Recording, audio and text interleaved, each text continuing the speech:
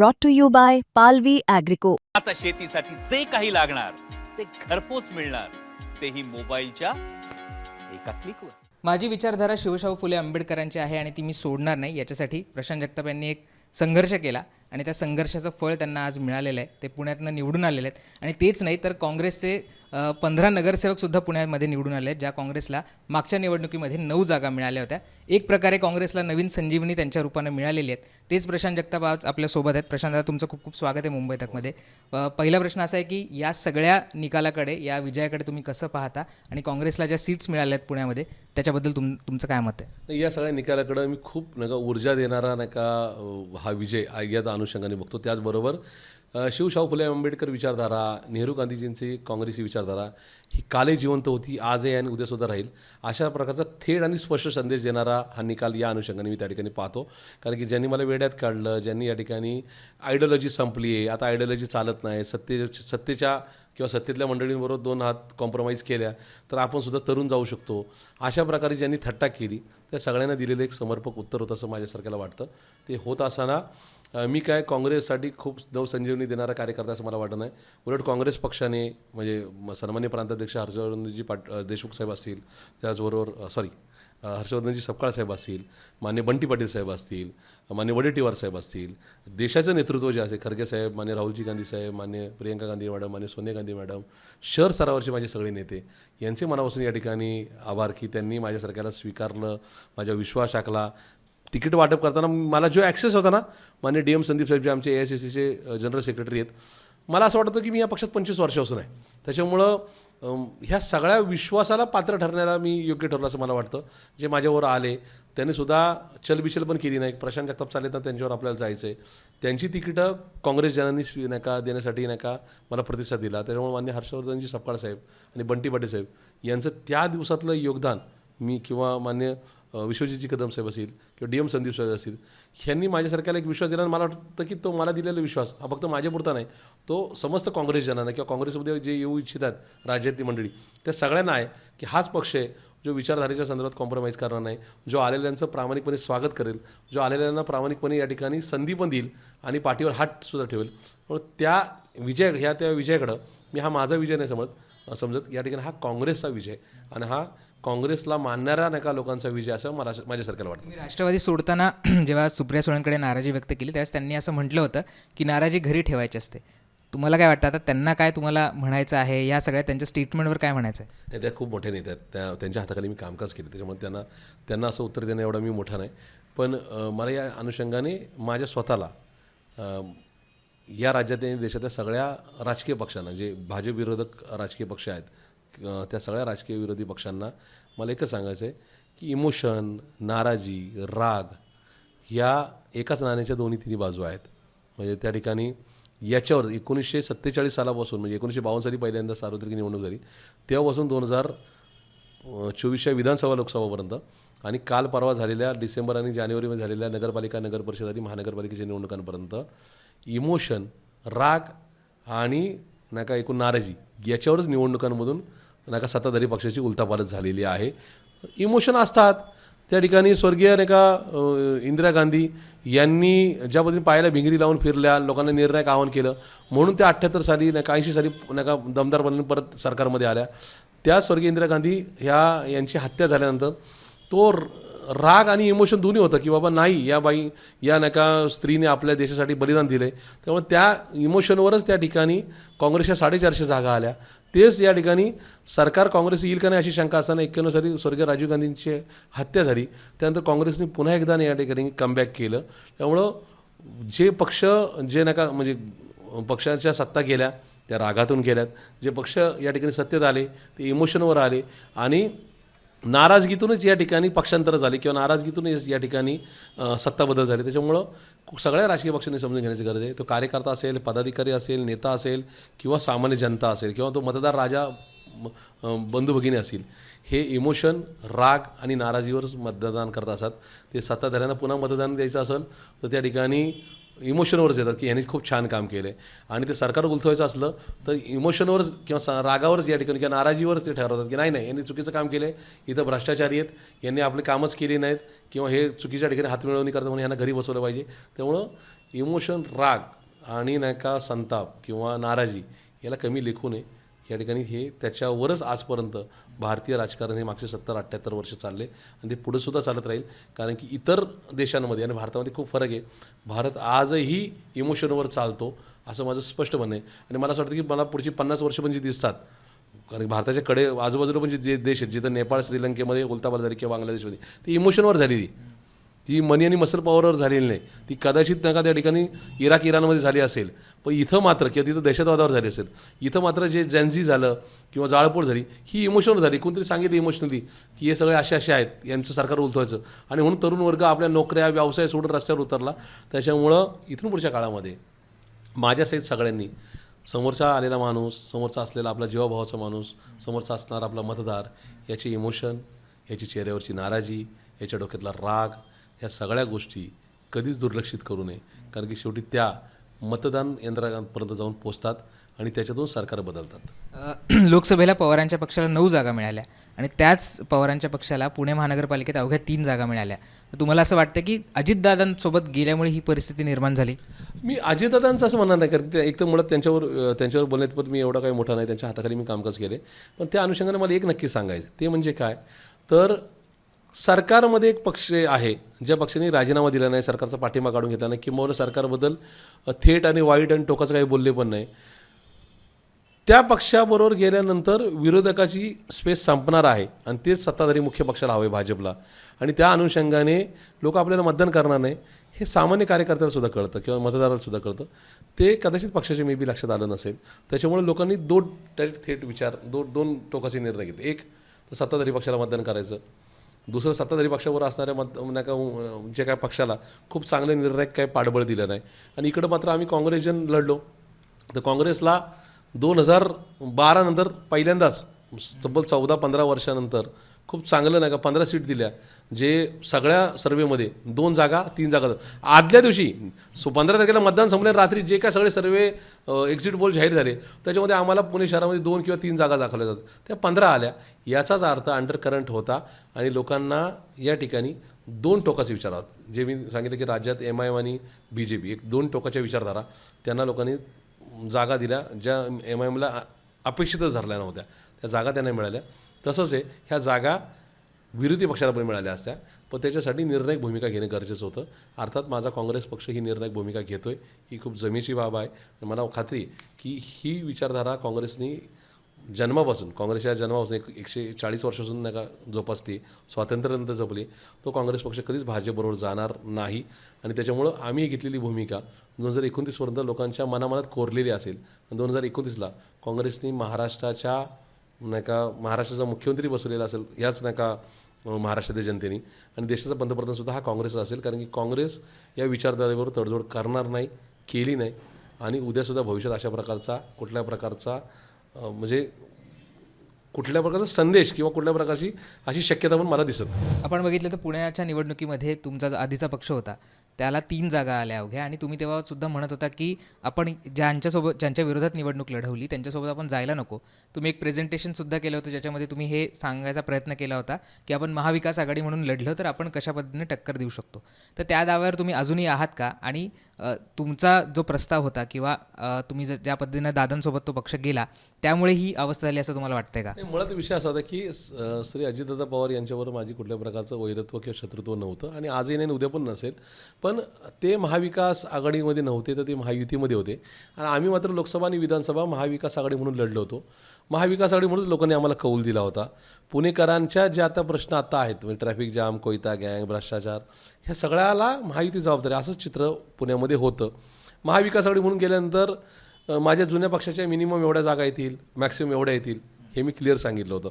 मी काय ज्योतिषी नाही किंवा राजकीय विश्लेषक नाही किंवा मोठा नेता नाही, पण मी त्या शहरामध्ये त्या पक्षासाठी प्रचंड वेळ दिला होता. 24/7 कामकाज केलं होतं. मला जनमत लक्षात येत होतं. आणि माझी तुमच्या सगळ्या TV चॅनलला विनंती राहील, मागच्या 1 महिन्यात माझ्या सगळ्या प्रेस कॉन्फरन्स, खास करून ज्यावेळेस माझ्या डोळ्यात पाणी होतं की पक्ष सोडावा लागेल त्या संदर्भामध्ये, त्याच मी सांगितलं होतं की पक्ष जर महायुतीतल्या अमुक पक्षाबरोबर गेला तर त्यांच्या मिनिमम 3 जागा येतील आणि मॅक्सिमम 8 येतील. मी 2चाही आकडा बोललो नव्हतो आणि 4चाही बोललो नव्हतो. मी बोललो मिनिमम 3 तर 3च जागा आल्या. त्याच्या मागचं कारण असं होतं की लोकांना काय आवडणार आहे आणि काही नाही आवडणार तो तसा विषय होता. माझं आजही म्हणणं होतं की महाविकास आघाडी म्हणून लढलो असतो तरी नका 100% खूप चांगल्या जागा आल्या असत्या.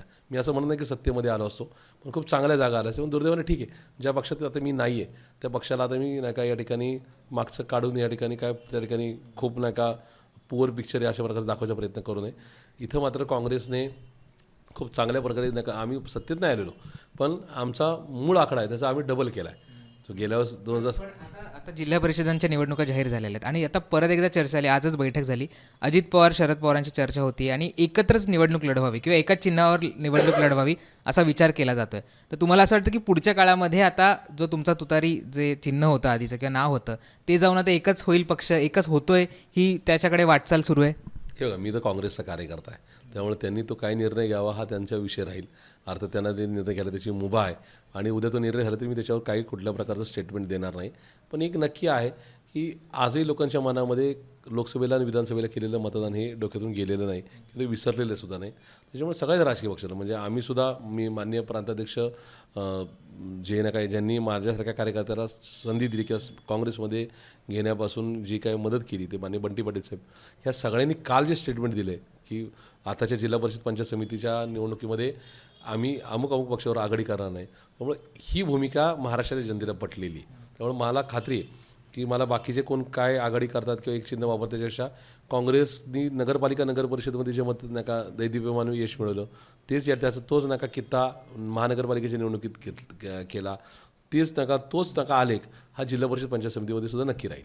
पण एक आहे ना प्रशांतजी, जेव्हापासून तुमचा विजय झालेला आहे ते आधीसुद्धा सोशल मीडियावर पोस्ट होते, आता पण पोस्ट येत आहेत आणि तुमचं कौतुक करतात आणि लोकांचं हेच म्हणणं आहे, जे लोक फेसबुकवर पोस्ट लिहितात त्यांचं म्हणणं आहे की विचारधारांना धरून आपण जर राहिलो तर काय परिणाम होतो हे या निकालामधनं समोर आलेलं आहे. पण यामध्ये सगळ्यामध्ये अजित पवार सातत्याने तुम्ही जी भूमिका मांडता किंवा तुम्ही जो विचार मांडता तोच विचार मांडण्यात आलेले आहेत. पण तुम्हाला असं वाटतं का की विचार मांडणं आणि कृती करणं याच्यामध्ये फरक दिसतोय?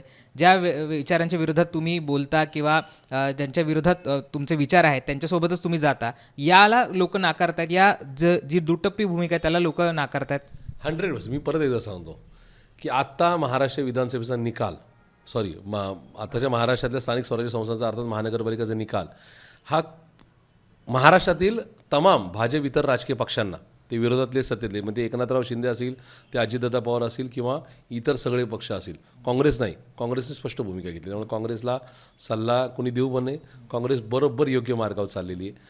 तसंच कन्याकुमारीपासून काश्मीरपर्यंत जेवढे राजकीय विरोधक पक्ष आहेत भाजपचे सोडून, त्यांना सगळ्यांना एक सूचक संदेश आहे. भाजपने एकदम कट्टरतेची भूमिका घेतली, भाजपने मनी मसल पॉवर वापरलं, त्यांच्या सीट वाढल्या. आणि दुसरीकडे जो MIM मागच्या 20 दिवसावर कुठेच दिसत नव्हता, म्हणजे MIMच्या 10-15 सीट येतील का नाही महापालिकेत अशी शंका होती, तर MIMनी एका ठराविक गोष्टीचं आकलन ठेवून एक ठराविक भूमिका घेतली, समाजाला संदेश दिला. तो अर्थात या ठिकाणी काँग्रेसला कुठं नुकसानदायक ठरला नाही, पण ज्या सीट्स आल्या त्या सीट्सवरून इतर सगळ्या राजकीय विरोधकांना एक संदेश दिला की आम्ही भूमिका घेतली की तुम्ही या ठिकाणी डबल भूमिका घेत आहे. काँग्रेस सोडून इतर ज्या राजकीय पक्षांनी डबल भूमिका घेतली त्यांना एक तो दणका होता की या ठिकाणी आम्ही विचारावरच किंवा जे आमचा किंवा सर्वसमावेशक विचार करतील त्यांच्यावरच राहावं अशा प्रकारचा संदेश दिला. त्याच्यामुळं 2 टोकाच्या भूमिकेच्या जागा वाढलेल्या आपण बघितल्या. मला खात्री आहे इथून पुढच्या काळामध्ये जो डबल माइंडेड राहील, दुटप्पी भूमिका घेईल किंवा त्या ठिकाणी निर्णायक भूमिका घेणार नाही, दुटप्पीपेक्षा निर्णायक भूमिका घेणार नाही, त्यांना जनता पराभूत नक्की करेल. पण तुम्हाला सुद्धा MIMचा फटका बसला, कारण मुस्लिम मतदार हा काँग्रेसकडे नेहमीच राहिलेला आहे. मुंबईमध्ये अनेक जागा जिथे काँग्रेस जिंकत होती तिथे आता MIM आलेली आहे. मुस्लिमांची किती मतं काँग्रेसला मिळाली हा सगळा आता चर्चेचा विषय आहे. पुण्यात सुद्धा काही मतदारसंघांमध्ये त्यांचं मतदान जास्त आहे. अशा वेळी ज्या महानगरपालिकांमध्ये त्यांच्या सीट्स निवडून आलेल्या आहेत त्याच्यामुळे तुमच्या पक्षाला सुद्धा पुढच्या काळामध्ये फटका बसू शकतो असं वाटतं का? किंवा असं म्हटलं जातं, चर्चासुद्धा आहे की आता काँग्रेसला कमी करण्यासाठी, काँग्रेसचे मतदार तोडण्यासाठी MIM पुढे केला जातोय? निश्चित ही भाजपची रणनीती आहे, भाजपने ठरवून या ठिकाणी अशा प्रकारे केलेलं आहे.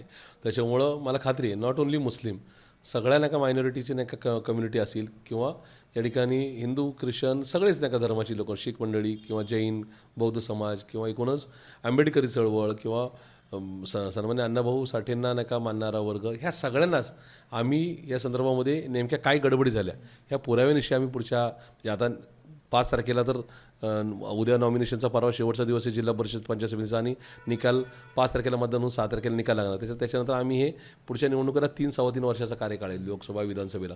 तोपर्यंत आम्ही पुराव्यानिशी त्या ठिकाणी सादर करू की बी टीम म्हणून कोणी कामकाज केलं, ते सरकारच्या बरोबर असेल किंवा सरकारच्या बरोबर नसेल यांनी केलं.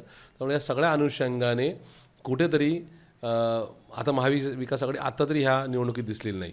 ती नगरपालिका नगर परिषदेमध्ये पण अपवादात्मक परिस्थिती होती, पण काँग्रेस आणि उद्धव बाळासाहेब ठाकरे यांची शिवसेना ही एकत्रित लढली किंवा बाकीचे आमचे मित्रपक्ष त्याही विभागात पुणे विभाग असेल, मराठवाडा विभाग असेल किंवा नागपूर विभाग असेल याच्यामध्ये आमच्यावर राहिले. त्या सगळ्यांना या संदर्भामध्ये जनतेने दिलेला एक संदेश होता की कृपया या ठिकाणी काँग्रेस जी भूमिका घेते ती भूमिका योग्य आहे, ती सर्वसमावेशक आहे आणि काँग्रेस कोणाबरोबर टेबला खालून किंवा टेबलावर या ठिकाणी किंवा पडद्यापुढे किंवा पडद्यामागून छुपी युती किंवा छुपी नाही का आघाडी अशा प्रकारचा छुपा अजेंडा चालवत नाही, त्यामुळे आम्ही काँग्रेसबरोबर राहू असा एक संदेश दिला आहे. तो आणखीन व्यापक नक्की होईल याच्यावर मला निश्चित भरोसा आहे. अगदी शेवटच्या प्रश्नांच्या वेळेस आपण पुण्याकडे येऊयात. तुम्हाला काय वाटतं की ज्या पक्षामध्ये तुम्ही होता, तुम्ही अजितदादांसोबत इतकी वर्ष काम केलं आहे, तुम्ही तर महापौरसुद्धा होता अजितदादा जेव्हा कारभार बघायचे पुण्याचा. अजितदादा स्वतःला पुण्याचे कारभारी म्हणतात आणि त्यांच्या पक्षाला जे त्यांना अपयश मिळालेलं आहे, तुम्ही एक कार्यकर्ता म्हणून त्या पक्षामध्ये काम केलेला कार्यकर्ता म्हणून महापौर राहिलेलं म्हणून काय वाटतं की कशामुळे इतकी पिछेहाट अजित पवारांची झाली आहे? दोन्ही ठिकाणी जिथे अजित पवार ठाण मांडून होते त्यांनी जंग पिछाडलं, सगळ्या गोष्टी केल्या, पण हा अपयश त्यांच्या पदरी आलं. हे का मी त्या संदर्भात काय मला चुकीची टिप्पणी पण नाही, चुकीचा विचार पण माझ्या मनात नाही, कारण त्यांच्या हाताखाली मी 24 वर्ष कामकाज केले. पण 2017पर्यंतची निवडणुका त्यांनी भाजपचे कट्टर विरोधक म्हणून निवडणुका लढवल्या आणि आता मात्र ते सरकारमध्ये राहून म्हणजे सरकारमधून बाहेर न पडता किंवा त्या ठिकाणी सरकारच्या विरोधात थेट जाहीरपणे काही चुकीचं न बोलता निवडणूक लढवत होते. त्यांनी प्रचंड मेहनत घेतली, नो डाऊट. ते उमेदवार ह्या त्या पक्षातून पळवू नका आणणे, त्यांना प्रवेश देणे, तिकीटं देणे, सगळी साधन सामुग्री देणे, एवढं करूनसुद्धा त्यांना त्या 26 सीटी मिळाल्या. पण हे होत असताना त्याच्यामागं ते चुकले किंवा ते कमी पडले याच्यापेक्षा जनतेनेच विचार केला की तुम्ही सरकारमध्येच आहात, त्यामुळे आम्हाला मतदान करायचं तर सरकारमध्ये मित्रपक्षाला आम्ही का करू, आम्ही थेट त्यांनाच करू. त्या ठिकाणी जर ते सरकारमध्ये नसते किंवा सरकारच्या विरोधात थेट खूप टोकाचं आणि खरं आहे पुणे बिघडवण्यामध्ये भाजपचा हात खूप मोठा आहे, त्यामुळे हे बिघडवण्यामध्ये भाजपच कसं नाही का एकूण मुख्य सूत्रधार आहे हे आणखीन सांगता आलं असतं. ते निकाल खूप वेगळा लागला असता. निवडणुकांचं एकूण प्रक्रिया म्हणून त्यांनी ज्या काही तयारी केल्या त्यावरती नो डाऊट आमच्याकडे तर साधन सामग्री नसताना काँग्रेसने अजितदादांनी जे गुन्हेगारांना उमेदवारी दिल्या किंवा पार्थ पवारांचं प्रकरण असेल ते समोर आलं किंवा निवडणुकीच्या तोंडावर भाजपच्या भ्रष्टाचाराबद्दल ते बोलले. एकेकाळी देवेंद्र फडणवीस सुद्धा म्हणाले की दादांनी पातळी सोडून टीका केली, आम्ही ती पातळी ठेवली नाही. तर तुम्हाला असं वाटतं की खरंच असं झालं आणि या सगळ्या गोष्टींमुळे अजित पवारांना हा सगळा फटका बसला आहे? मला या ठिकाणी स्पष्टपणे वाटतं की जनतेने हाच विचार केला की आम्हाला भाजपला निवडून द्यायचं आहे का भाजपबरोबर कट्टरपणाने जी नाही का भाजपच्या विरोधात जे कट्टरपणाने भूमिका घेऊ शकतो त्यांना निवडून द्यायचं. त्याच्यामुळं काँग्रेसच्या एकीकडे 15 सीट नका निवडून आलेले दिसत आहेत, तर त्या ठिकाणी बाकीच्या पक्षांमध्ये तर जागा शिल्लक राहिली नाही. मला माझ्या माहितीप्रमाणे उद्धव साहेबांची एक जागा आली, पण बाकीचे पक्ष तर नका नावाला शिल्लक राहिले नाही. पण अजितदादांची सीट कमी येण्यामध्ये सगळ्यात मोठा पार्ट होता की ज्या दादांकडं पुणे शहराने 10 वर्ष तब्बल हातात सत्ता दिली, ते अर्थात त्यात पवारसाहेबांचा एक मोठा नका रोल होता. त्यांनीच कारभारी बदला अशा प्रकारची हाक दिली होती 2007ला. पण 2026चं ॲनालिसिस क्लिअर आहे की त्यांना आणि ते ॲनालिसिस 29पर्यंत तसंच राहणार आहे. 29च्या विधानसभा लोकसभेपर्यंत तसं तो ट्रेंड तसा राहणार आहे की आता लोक चॉईस पुण्यातले असेल, महाराष्ट्रातले असेल किंवा देशातले असेल, ते म्हणणार एक तर आम्हाला ह्यांना मतदान करायचं आहे किंवा ह्यांना विरोध करणाऱ्यांना मतदान करायचं. त्याच्यामुळं आज काँग्रेसचा ग्राफ जो नगरपालिका, नगरपरिषदा, महानगरपालिका, तो जिल्हा परिषद पंचायत समिती तसा राहील. तो म्हणजे भाजपच्या चुकीच्या कामकाजाला फक्त काँग्रेसच थांबू शकते. काँग्रेस निवडणुकीच्या अगोदर, निवडणुकीच्या वेळेस आणि निवडणुकीनंतर कधी भाजपबरोबर या ठिकाणी हात मिळवणार नाही. या अनुषंगानेच झालेलं मतदान होतं आणि त्याच्यामुळेच भाजपचा वाढलेला आकडा, दादांचा कमी झालेला आकडा हा दिसतोय. पण तुम्हाला असं वाटतं की अजित पवारांनी पुढच्या काळामध्ये सत्तेतनं बाहेर पडून लढलं पाहिजे आणि विरोधी पक्षाची भूमिका घेतली पाहिजे? मी त्यांना सल्ला देणं एवढा मोठा नाही, पण महाराष्ट्रातल्या सगळ्याच राजकीय पक्षांना जे भाजपच्या दादागिरीला, भाजपच्या चुकीच्या कारभाराला कंटाळलेत, त्यांना माझी विनंती राहील आणि ती कन्याकुमारीपासून काश्मीरपर्यंत सगळ्याच नाही जे काय छोटे मोठे पक्ष, उत्तर प्रदेशमध्ये काही 1-2 पक्ष आहेत जे किंवा बिहारमध्ये जे भाजपची साथ देत आहेत, त्या सगळ्यांनाच आमचं राहील की आता भाजप हा एकूणच आता उतरणीला लागलेला एक पक्ष आहे आणि त्या सगळ्या संदर्भामध्ये तुम्ही जर योग्य वेळ आता योग्य दिशा जर घेतली, निर्णायक भूमिका घेऊन जर सरकारमधून बाहेर पडला, सरकारचा पाठिंबा काढला आणि या ठिकाणी सरकार पडणार नाहीत कुठलं, खालचं आणि वरचं सरकार म्हणजे राज्याचं किंवा देशाचं सरकार पडणार नाही, पण उद्याच्या काळामध्ये जो सर्वसामान्य जनता जी आहे, जी सर्व जातीय सर्वधर्मीय किंवा सगळ्या वेगवेगळ्या विचारांची, ती मात्र या ठिकाणी विरोधकांना 100% सत्तेपर्यंत पोहोचवतील. अर्थात महाराष्ट्राची आणि देशाची सेवा करण्याची संधी देतील, पण त्याच्यासाठी तुम्हाला आक्रमकपणाने आणि निर्णायक भूमिका मात्र घ्यावी लागेल.